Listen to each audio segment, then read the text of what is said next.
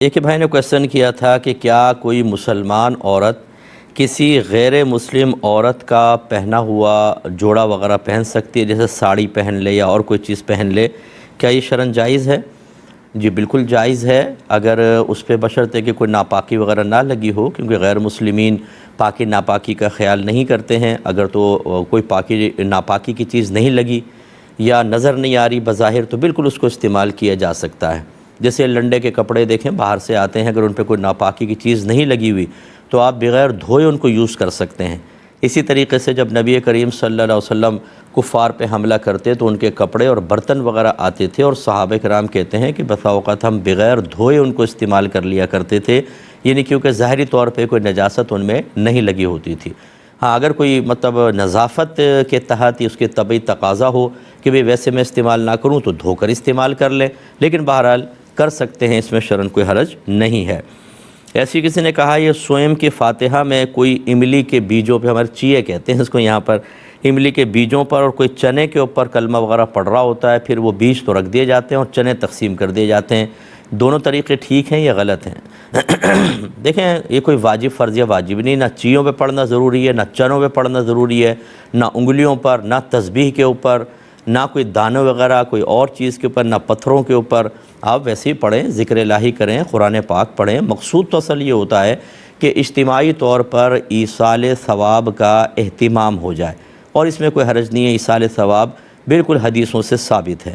باقی رہی تیسرے دن کی تخصیص، تیسرا، 10واں، 20واں، 40واں، بعض لوگ اس پر اعتراض کرتے ہیں کہ آپ اگر ایصال ثواب کرنا چاہتے ہیں جائز ہے، لیکن تیسرے دن ہی کیوں؟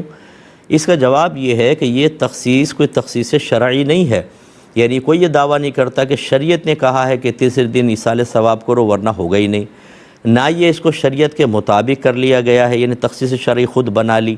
خود بنانے کا مطلب یہ ہے کہ یوں کہا جائے کہ تیسرے دن ہی ہوگا، شریعت اگرچہ نہیں کہہ رہی لیکن تیسرے دن ہوگا، اس کے علاوہ نہیں، یا اس کو خاص مانا جائے کہ اس تیسرے دن ہی کرنا ہوگا، فرض یا واجب کا ایسا درجہ دے دیں، جو نہ کرے اس کو طعنہ زنی کریں، اس کو برا بھلا کہیں، یہ سب غلط ہے۔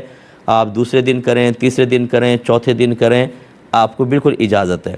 لیکن یہ دن جو ہو گئے ہیں، یہ چونکہ لوگوں میں معروف ہو گئے ہیں، لوگوں کو پتہ ہے تیسرے دن اجتماعی طور پہ ایصال ثواب ہوگا، لوگوں کی آسانی کے لیے مقرر کیا گیا، لوگ آتے ہیں اور آرام سے اجتماعی طور پہ ایصال ثواب کا اہتمام کر لیتے ہیں۔ اگر اس طرح کوئی دن مخصوص نہ کیا جائے تو پتہ نہیں چلے گا کب ہے، کوئی دوسرے دن آ رہا ہے، کوئی پہلے دن آ رہا ہے، کوئی چوتھے دن آ رہا ہے، اور اس طریقے سے اجتماعی طور پہ ایصال ثواب نہ ہو سکے گا، اگرچہ کوئی اجتماعی طور پہ کرنا بھی لازم نہیں ہے، لیکن بہرحال لوگوں کی آسانی سہولت کے لیے یہ ایک رسم قائم ہے، تو اس میں کوئی حرج بھی نہیں ہے۔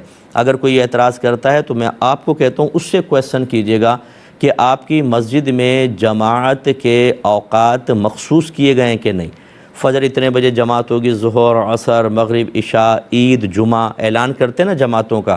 آپ ایک کویشچن کیجئے گا کہ اللہ کے نبی نے ایسا کیا تھا، سرکار نے حکم دیا تھا، صحابہ کرام نے کیا تھا؟ اگر نہیں تو پھر آپ نے یہ وقت کیسے مخصوص کر لیا کہ نہ 1 منٹ آگے نہ 1 منٹ پیچھے، فجر اتنے بجے ہوگی؟ جب یہ تخصیص لوگوں کی آسانی اور سہولت کے لیے جائز، تو ایصال ثواب کی تخصیص کیوں ناجائز ہو گئی؟ یہاں پر بھی اگر آپ ایسا کریں کہ ایک دن فجر کریں آپ 5:30 بجے، اگلے دن 5:45 بجے، پھر آپ کریں 6:38 پر، کبھی آگے کریں بھی کبھی پیچھے کریں، تو لوگ بھی کہیں گے بھائی ایک ٹائم فکس کر لو، ہمیں پتہ تو چلے تاکہ اجتماعی جماعت کے ساتھ ہم نماز پڑھ سکیں۔ تو اس لیے بہت سارے اہتمام یہ تخصیصات ایسی ہوتی ہیں جو ہماری اپنی طرف سے ہیں۔ اسی طرح ان سے کویشچن یہ کیجئے کہ آپ کے جو ادارہ ہے، کوئی نہ کوئی ادارہ ہوگا، کوئی دارالعلوم ہوگا، اس میں پہلا سال کب شروع ہوتا ہے اور پہلا سال کب ختم ہوتا ہے؟ درس بخاری کی تقریب کس تاریخ کو ہوتی ہے؟ دستار بندی اور سندیں کس تاریخ کو تقسیم کی جاتی ہیں؟ کیا یہ شریعت نے تخصیصات کی تھیں یا آپ نے اپنی مرضی سے کر لی ہیں؟ اور یہ کر لی ہیں تو یہ جائز، اور تیجا 40واں کا تیسرا 10واں دن مقرر کرنا ناجائز؟ وجہ فرق بتائیے۔ تو امید ہے کہ یہ بعض اوقات ہمارے ہاں عدم توجہ کی بنا پر اعتراضات کر دیے جاتے ہیں، حالانکہ جو اعتراض کر رہا ہوتا ہے وہ خود اس طرح کی سینکڑوں تخصیصات کر رہا ہوتا ہے، اور وہ اپنے آپ کو قابل گرفت نہیں سمجھتا، لیکن دوسرے پر تنقید کر رہا ہوتا ہے۔ خدارہ میں گزارش کرتا ہوں کہ تنقید سے پہلے اچھی طرح ہر چیز کا جائزہ لیجئے کہ کہیں ایسا تو نہیں کہ کوئی الزام ہمارے اوپر ہی الٹا واپس آ رہا ہے، اور پیار محبت کا ماحول بنائیں تو سب سے بہتر چیز ہے۔ ایک بھائی نے کہا کہ سنا یہ ہے کہ اگر نمک زمین پر گر جائے تو بروز قیامت پلکوں سے اٹھانا پڑے گا، کیا یہ بات صحیح ہے؟ جی نہیں، یہ بات بالکل غلط ہے، کوئی ایسی بات نہیں ہے۔ پلکوں سے کیوں اٹھایا جائے گا نمک؟ اور ویسے تو گرنا نہیں چاہیے، اللہ کی نعمتیں گر جائے تو اگر مٹی میں مل گیا تو اٹھا کے کہیں سائیڈ میں ڈال دیں، لیکن ایسی کوئی سزا بروز قیامت نہیں ملے گی۔ یہ کہتے ہیں کہ کیا ولی اپنی قبروں سے بھی کرامات دکھا سکتے ہیں یا صرف زندگی میں دکھانا ممکن ہے؟ دیکھیں، کرامات کا سلسلہ تو جاری و ساری رہ سکتا ہے، معجزات کا سلسلہ بھی جاری رہتا ہے، بلکہ اکابرین نے یہی لکھا کہ جس بھی نبی کے زمانے کا ولی کوئی کرامت دکھائے گا تو یہ حقیقتاً اس زمانے کے نبی کا معجزہ ہی ہوتا ہے، چاہے وہ نبی پردہ فرما چکے ہوں۔ ایسے اولیاء کرام کی کرامات اس کے بعد بھی معروف ہیں، کبھی بارشیں ہوتی ہیں، کبھی لوگوں کی مشکلات حل ہوتی ہیں، لیکن وہ اصل میں فاعل حقیقی اللہ تبارک و تعالیٰ کی ذات ہوتی ہے۔ بعض لوگ اولیاء کرام کے تصرفات پر تنقیدات کرتے ہیں کہ یہ اگر ایسا ہے تو فلاں جگہ جا کے کیوں نہیں مدد کر دی، ایسا ہے تو فلاں جگہ جا کے مدد کیوں نہیں کر دی۔ ایسا نہ کیا کریں۔ تصرفات اولیاء ہوں یا معجزات انبیاء، یہ اللہ تعالیٰ کی مشیت کے تابع ہوتی ہیں۔ جب ان کی اجازت ہوگی، اللہ تعالیٰ کی اجازت ہوگی تو نبی معجزہ بھی دکھا دے گا، ولی کرامت بھی دکھائے گا، یا خود بخود ان کے چاہے بغیر اللہ تعالیٰ ان سے کرامت کا یا معجزے کا ظہور کروا دیتا ہے۔ یہ اللہ کی مشیت پر موقوف ہوتا ہے۔ ان کو اختیارات بہت دیے گئے ہیں، لیکن وہ اختیارات مشیت الہی کے تابع ہوتے ہیں۔ اس لیے تنقیدات صحیح نہیں ہیں اولیاء کرام پر۔ اگر آپ اولیاء پہ اس وجہ سے تنقید کرتے ہیں کہ جی یہ ولی نے فلاں کام کیوں نہیں کر دیا، فلاں کیوں نہیں کر دیا، تو پھر معذرت کے ساتھ یہ اعتراض ایک غیر مسلم اللہ تعالیٰ پر بھی کر سکتا ہے۔ آپ کہتے ہیں کہ فلاں جگہ غیر مسلمین مسلمانوں کو مار رہے ہیں، ولی کہاں ہیں؟ کافر اگر کہے خدا کہاں ہے، کیا جواب دیں گے آپ؟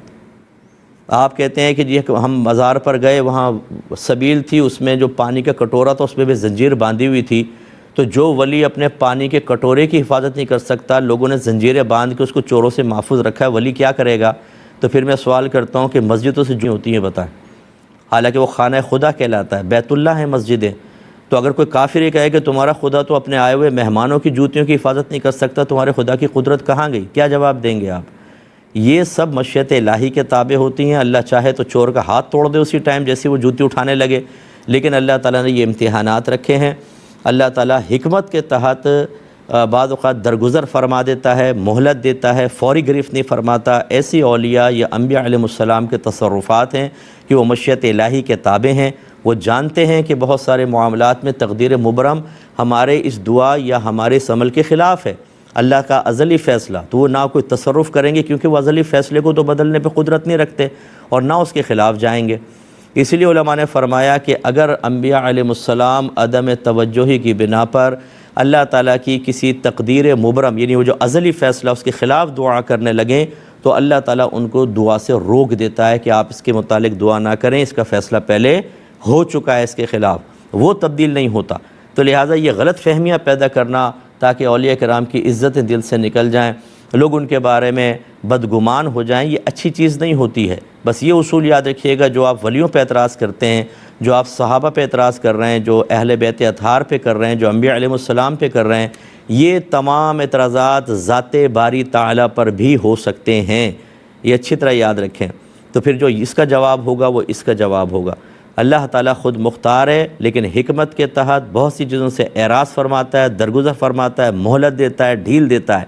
یہ اس کی کمزوری کی علامت نہیں ہے۔ ایسے ہی انبیاء علیہ السلام یا اولیاء اعظام اپنے تصرفات کو روک لیتے ہیں اس لیے کہ مشیت الہی اس کے خلاف ہوتی ہے۔ اللہ کرے کہ ہماری بات سمجھ میں آ جائے اور آپ اپنی آخرت کی بربادی کا سامان نہ کریں۔ یہ کہتے ہیں کہ ایک پیر صاحب ہیں، اس کے مریدین میں چرسی، موالی، زانی اور چور قسم کے، جواری قسم کے لوگ ہیں، اور سب انہیں پہچانتے ہیں کہ یہ علاقے کے سب سے بڑے بڑے موالی ہیں، لیکن وہ پیر صاحب ان کو دور نہیں کرتے اور خاموش رہتے ہیں۔ جب کہا جائے حضور ایسے ہیں تو خاموش ہو جاتے ہیں۔ کیا حکم شرع ہوگا؟ دیکھیں، صرف کسی موالی چرسیوں کے قریب رہنے کی وجہ سے تو ہم کسی کو برا نہیں کہہ سکتے ہیں۔ نبی کریم صلی اللہ علیہ وسلم کفار کے مابین رہے اور تبلیغ دین فرمائی، تو کیا معاذ اللہ ثم معاذ اللہ نبی کریم پر اعتراض ہوگا؟ یقینی سی بات ہے کہ سرکار ان کے درمیان رہے، ان کو تبلیغ فرماتے رہے، لیکن کیا سرکار نے کبھی کوئی معاذ اللہ ثم معاذ اللہ ان کی برائی میں شرکت کی؟ نہیں۔ اگر پیر صاحب ایسے ہی ہیں کہ لوگ آتے ہیں، ٹھیک ہے، آستانے پر کہیں جاتے ہیں تو وہ ساتھ بھی لگ جاتے ہیں، لیکن وہ رشد و ہدایت کا سلسلہ جاری رکھے ہوئے ہیں کہ آج نہیں تو کل صحیح، کل نہیں تو پرسوں صحیح یہ ہدایت کی طرف آ جائیں گے، تو پھر بہت اچھا عمل ہے۔ اور اگر وہ ان کے ان برے اعمال سے راضی ہیں، ہنستے بیٹھتے ہیں، کھاتے پیتے ہیں اور